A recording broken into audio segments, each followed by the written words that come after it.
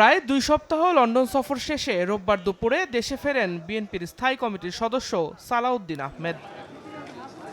হযরত শাহজালাল আন্তর্জাতিক বিমানবন্দরে অবতরণের পর কথা বলেন গণমাধ্যম কর্মীদের সঙ্গে। বলেন, দলের ভারপ্রাপ্ত চেয়ারম্যান তারেক রহমানকে দেশে ফেরানোর জন্য এখনও উপযুক্ত পরিবেশ তৈরি করতে পারেনি বিএনপি। নতুন রাজনৈতিক শক্তির উদয় হলে বিএনপি স্বাগত জানাবে বলেও মন্তব্য করেন এই নেতা।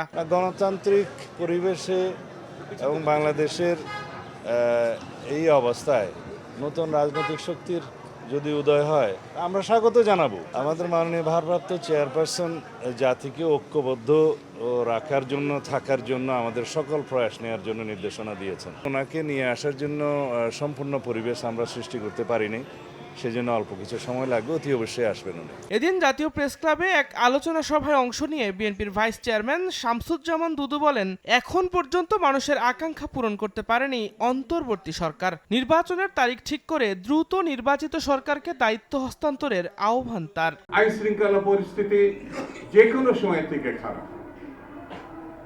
কি করছেন আপনারা? আপনাদের এইসব শিশুসুলভ কথাবার্তা বন্ধ করেন। সরকারের দায়িত্ব আকাঙ্ক্ষাটা স্মরণে আনা আর সংখ্যা দূর করা। ইলেকশন দেন, এটা সহজ পথ। সসম্মানে ঘরে ফেরা। আপনার উপরে বাংলাদেশের মানুষ নির্ভর করতে চায়, কিন্তু এমন কোনো কাজ করবেন না যাতে আপনার উপরে সন্দেহ তৈরি হয়, আপনার অর্জিত সম্মান বিনষ্ট হয়। দেশের গুরুত্বপূর্ণ জায়গাগুলোতে এখনও স্বৈরাচারের দোসররা বসে আছেন বলেও দাবি করেন শামসুজ্জামান দুদু। আপনারা যখন শিশু। দিন মোহাম্মদ সাব্বির, সময় সংবাদ, ঢাকা।